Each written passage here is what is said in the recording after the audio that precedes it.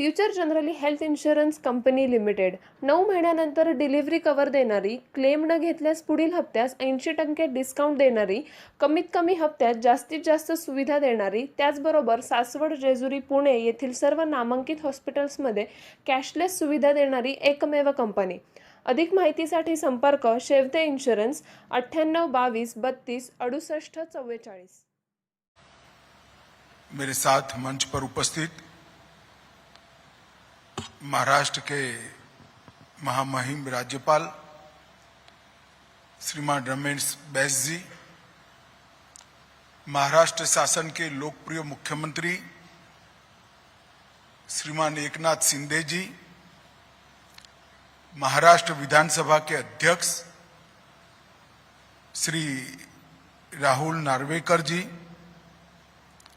महाराष्ट्र के सहकारिता मंत्री श्री दिलीप वालसे पाटिल जी, मेरे मित्र और महाराष्ट्र के उच्च और तकनीकी शिक्षा मंत्री श्री चंद्रकांत दादा पाटिल जी, मुंबई के ही विधायक और महाराष्ट्र के स्किल डेवलपमेंट के और इनोवेशन के मंत्री श्री मंगल प्रताप लोढ़ा जी, कुलपति महोदय डॉक्टर रविंद्र कुलकर्णी जी, सहकार भारती के अध्यक्ष श्री दीनानाथ ठाकुर जी, महामंत्री सहकार भारती डॉक्टर उदय जोशी जी और उपस्थित सभी देवियों और सज्जनों, आप सभी को गणेश उत्सव की बहुत बहुत शुभकामनाएं देना चाहता हूं। आज मेरे लिए एक प्रकार से सौभाग्य का विषय है कि इस देश के सबसे पुराने विश्वविद्यालयों में से एक ऐसे मुंबई विश्वविद्यालय में श्रीमान लक्ष्मणराव इनामदार स्मृति व्याख्यान में मैं सहकारिता विषय पर आप सबके साथ बात करने के लिए आया। सबसे पहले तो मैं मुंबई यूनिवर्सिटी का बहुत बहुत धन्यवाद करना चाहता हूं कि यहां पर लक्ष्मण राव जी के नाम से एक पीठ स्थापित की गई है जो उनके काम को और विचारों को इस यूनिवर्सिटी के विद्यार्थियों के माध्यम से युगों तक आगे ले जाने का काम करेगी।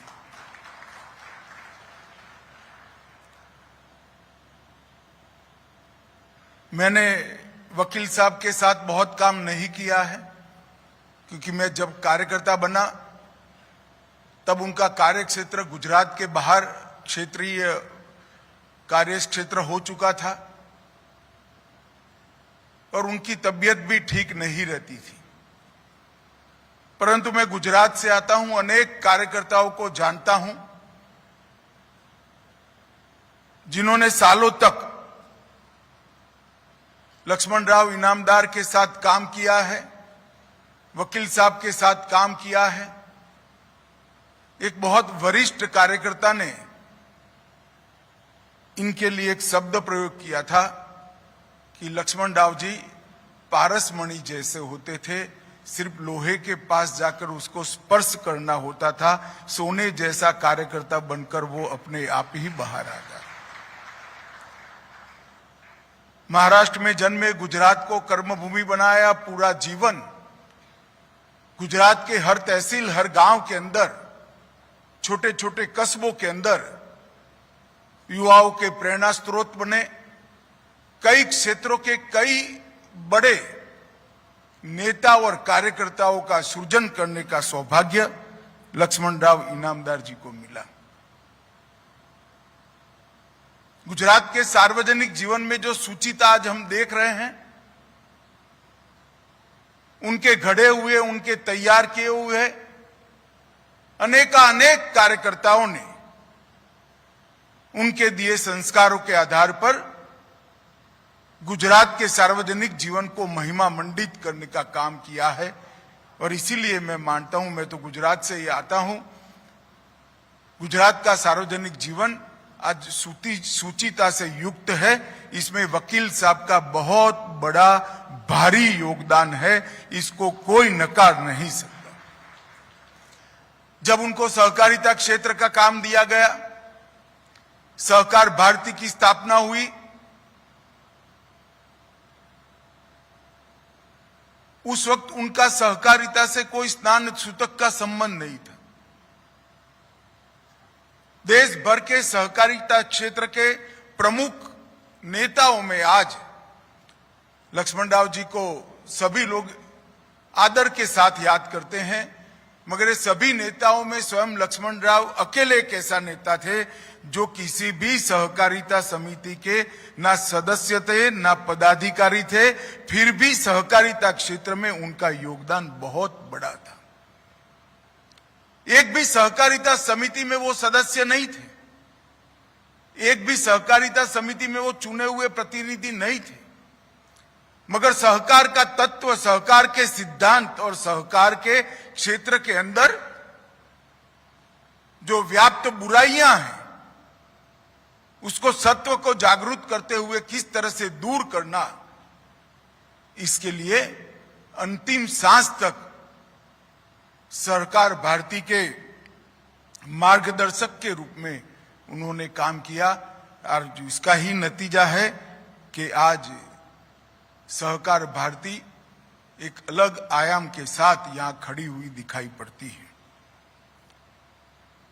वकील साहब वैसे तो पुणे के पास के खटाव गांव में जन्मे, पढ़ाई लिखाई भी महाराष्ट्र में ही हुई, मगर कोई व्यक्ति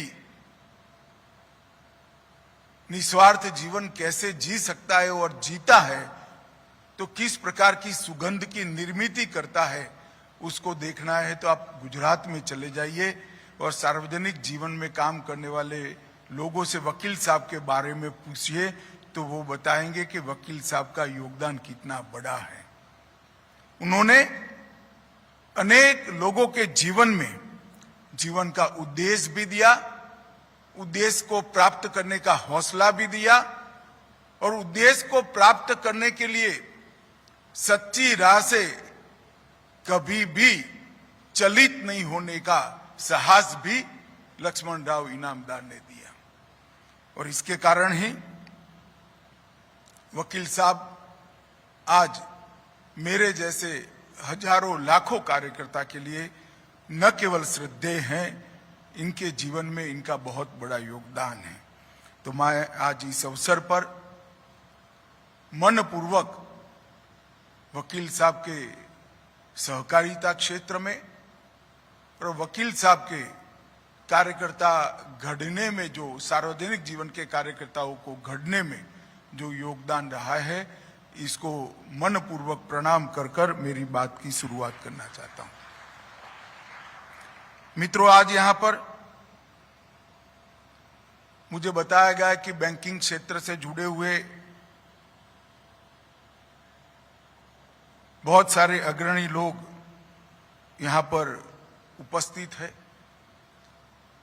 शिक्षाविद भी है, नीति निर्धारण करने वाले लोग भी हैं।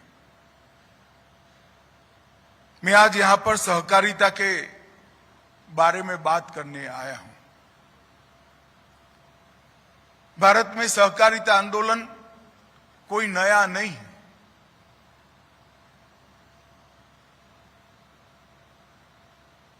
(1904) से ही भारत में सहकारिता आंदोलन, इससे भी पुराना है, मगर कानूनी स्वरूप उसका 1904 से आया। देखते देखते महाराष्ट्र, गुजरात, कर्नाटक, मध्य भारत, तमिलनाडु और बंगाल में सहकारिता आंदोलन फैलने लगा। काफी हद तक आजादी के बाद शुरुआत के समय में सहकारिता आंदोलन ने एक बीच का मॉडल देने का प्रयास किया। एक ठेठ राइटिस्ट मॉडल था, कैपिटलिस्ट मॉडल था और एक सोशलिस्ट मॉडल था। इसके बीच में एक मॉडल देने का बहुत अच्छा प्रयास सहकारिता ने किया। ये जो दो मॉडल थे, सोशलिस्ट मॉडल और कैपिटलिस्ट मॉडल, उसमें स्टेट और मार्केट की कल्पना थी। सहकारिता मॉडल के अंदर कोऑपरेशन की और सबके भले की कल्पना लेकर आगे बढ़ने का विचार था। शुरुआत के दिनों में महाराष्ट्र के विखे पाटिल, धनंजय राव गाडगिल, वेंकुट भाई मेहता, त्रिभुवन दास पटेल, ढेर सारे लोगों ने सहकारिता के क्षेत्र को एक नई दिशा और नए संस्कार देने का काम किया और इसके कारण कई प्रकार के उत्कृष्ट मॉडल इस देश के अंदर कोऑपरेटिव के खड़े हुए और विशेषकर ग्रामीण विकास और कृषि विकास का एक बहुत बड़ा जरिया सहकारिता क्षेत्र बना। परंतु 1960 और विशेषकर 1967 के बाद सहकारिता क्षेत्र के अंदर राजनीतिक दखल बढ़ने लगी और धीरे धीरे देश के अर्थतंत्र को भी एक अलग प्रकार के झटके भी लगे, झुकाव भी आया और इसके कारण सहकारिता आंदोलन की बड़ी क्षति हुई। और सहकारिता आंदोलन आज भी हम देखते हैं कि कई ऐसे बड़े संस्थान जो दुनिया की सबसे अच्छी ब्रांड मानी जाती है, ऐसे संस्थान सहकारिता के मॉडल पर चलते हैं। आप मैं इस सभागार में कहूंगा तो बहुत सारे लोगों को मालूम नहीं होगा कि हमारे यहां श्वेत क्रांति का सहकार का जो मॉडल श्री त्रिभुवन भाई पटेल ने 100 रुपये की पूंजी से और 12 बहनों के साथ शुरू किया था, वो मॉडल आज 36 लाख बहनों को जोड़कर 20,000 से ज्यादा कोऑपरेटिव्स को जोड़कर सालाना 60,000 करोड़ का व्यापार करता है और मुनाफा पूरा का पूरा वो बहन के अकाउंट में जाता है। 60,000 करोड़ का दूध का व्यापार अमूल के ब्रांड से 36 लाख बहनें करती है और एक भी बहन की पूंजी इसके अंदर 100 रुपये से ज्यादा नहीं लगी। विश्व भर में ऐसा उदाहरण शायद ही मिलेगा कि 100 रुपये की पूंजी से कोई बहन लाखों रुपये का दूध बेचकर अपना घर चलाने का काम कर रही है। गुजरात की समृद्धि में और विशेषकर ग्रामीण क्षेत्र की समृद्धि में एक कोऑपरेटिव का बहुत बड़ा योगदान रहा है। इफको, क्रिप्को, शुरुआती दिनों में लिज्जत पापड़, लगभग 40,000 बहनों ने लिज्जत पापड़ बनाए और 130 देश के लोगों ने इसको खाए भी। एक कोऑपरेटिव मॉडल की ताकत थी कि 40,000 बहनों तक इसका मुनाफा जाता था। परंतु ये कोऑपरेटिव मॉडल जो हमारे देश के लिए बहुत उपयुक्त था, हमारे देश में आर्थिक विकास तो चाहिए ही चाहिए, साथ में सबके लिए रोजगारी भी चाहिए, मास प्रोडक्शन चाहिए और प्रोडक्शन बाय मासिस भी चाहिए। मास प्रोडक्शन से देश के अर्थतंत्र को गति मिलेगी और प्रोडक्शन बाय मासिस से देश के हर व्यक्ति को रोजगारी मिलेगी, हर व्यक्ति को अपना जीवन निर्वाह करने का जरिया बनेगा। तो सहकारिता क्षेत्र और देश का अर्थतंत्र के अंदर बाकी सारे माध्यमों से आगे बढ़ने की ललक, ये दोनों का कॉम्बिनेशन ही भारत को आगे बढ़ा सकता है। और सहकारिता का मॉडल मानव केंद्रित मॉडल है। मित्रों, आज देश में 30 करोड़ सदस्यों के साथ 8.5 लाख कोऑपरेटिव समितियां हैं, 93,000 पैक्स हैं, 2 लाख दुग्ध समिति है और इफको, क्रिप्को, अमूल, ढेर सारी ऐसी सहकारी संस्थाएं हैं जिन्होंने समग्र विश्व के अंदर नाम प्राप्त किया है। हमारे 12 कोऑपरेटिव बैंक्स 300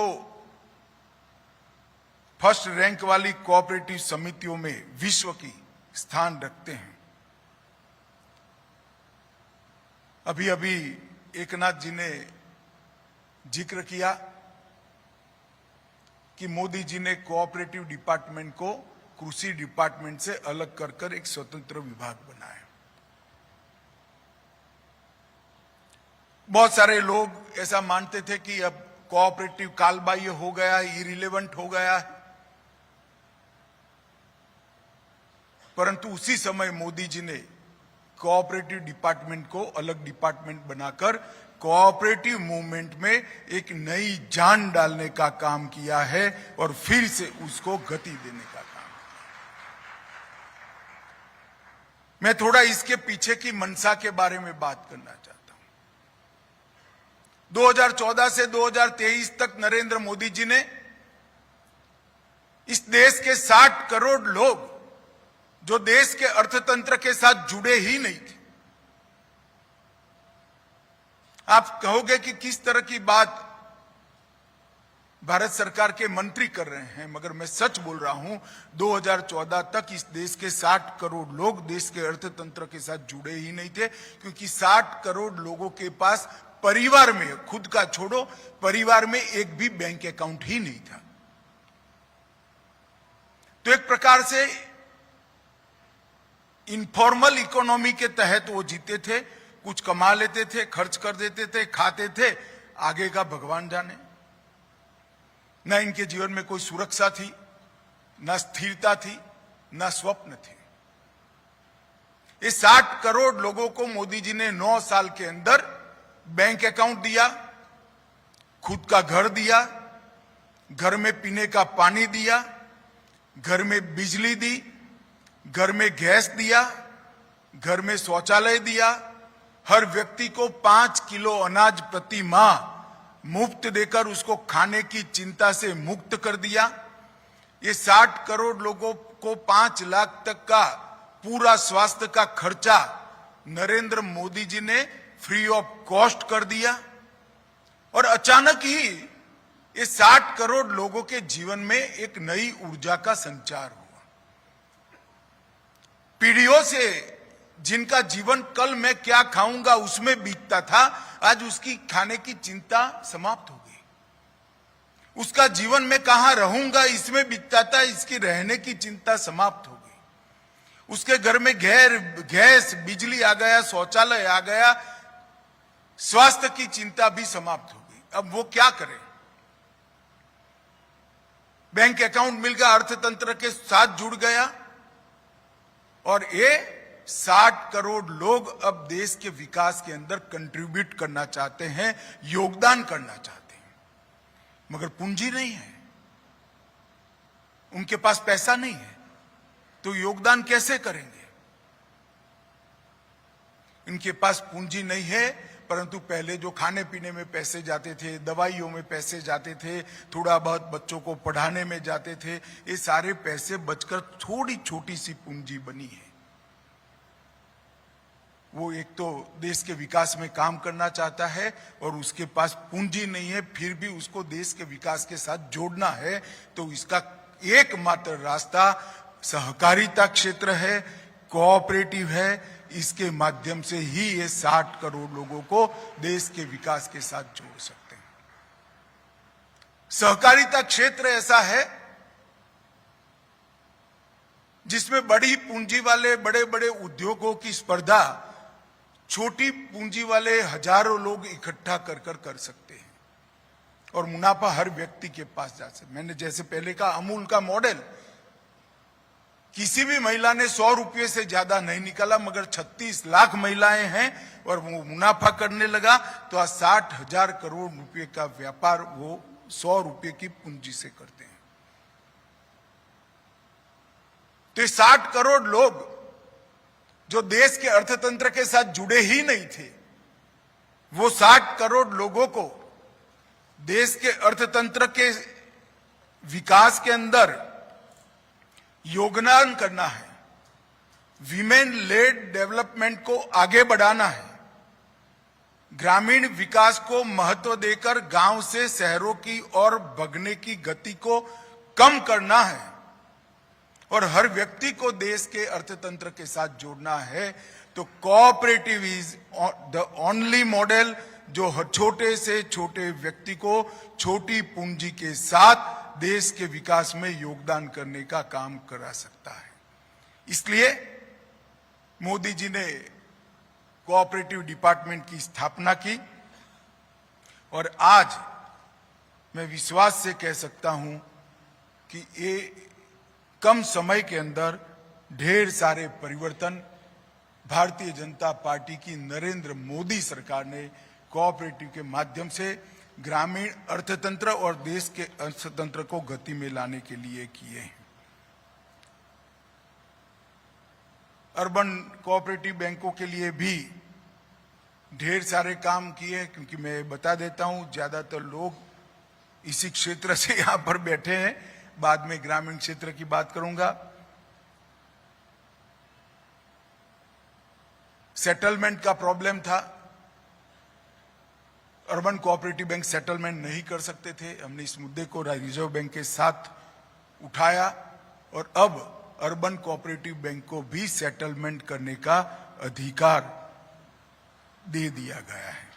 इसके साथ साथ अर्बन कोऑपरेटिव बैंक अब नई शाखाएं भी खोल पाएंगे, बैंक मित्र भी बना पाएंगे, माइक्रो एटीएम भी खोल पाएंगे और व्यक्तिगत आवास रेसिडेंशियल लोन देने की इनकी ऋण की सीमा को भी 2 गुना कर दिया गया है।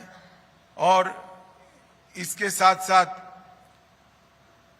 एमएलआई के रूप में भी माइक्रो एंड स्मॉल एंटरप्राइज को शामिल कर दिया गया है और कोलेटरल मुक्त लोन देने का रास्ता अब खुल गया है। ढेर सारे क्षेत्र करे, परंतु आमूलचूर परिवर्तन ग्रामीण क्षेत्र के अंदर हुआ है। हमने तय किया है कि आने वाले 5 सालों में 3 लाख पैक्स नए बनाएंगे और हर पंचायत के अंदर एक पैक्स होगा और ये पैक्स मल्टी डायमेंशनल होंगे। पैक्सी डेयरी का काम करेगा, पैक्सी मछुआरा समिति का काम करेगा, पैक्स पेट्रोल पंप भी चला पाएगा, पैक्स गैस की एजेंसी भी ले पाएगा, पैक्स जल वितरण का के भी काम करेगा, पैक्स सस्ती अनाज की दुकान भी चला पाएगा, पैक्स सस्ती दवाइयों की दुकान भी चला पाएगा और पैक्स भंडारण का भी काम करेगा। तो एक समस्या थी कि पैक्स वायबल नहीं रहे थे। पैक्स की ऋण लेने की और ऋण देने की दोनों सीमाओं को तय कर दिया गया था, तो आधे %, पौने % में पैक्स वायबल नहीं बचे थे। 20 प्रकार की नई गतिविधियां हमने पैक्स के साथ जोड़कर पैक्स को वायबल बनाया। एक मॉडल बायलॉज भारत सरकार ने सभी राज्यों को भेजे और मुझे आनंद है कि 23 राज्यों ने irrespective of party politics model bylaws को एक्सेप्ट कर लिया है और बाकी जगह भी इसकी समिति बन गई। इसके साथ साथ multi state organic cooperative society बनाई। देश भर में ऑर्गेनिक एग्रीकल्चर प्रोड्यूस को और कुदरती खेती करने वाले प्रोड्यूस को जो ऑर्गेनिक होते हैं, इसको खरीदने की और विश्व के बाजार में बड़े ऊंचे दामों से बेचने की व्यवस्था ये जैविक सोसाइटी करी।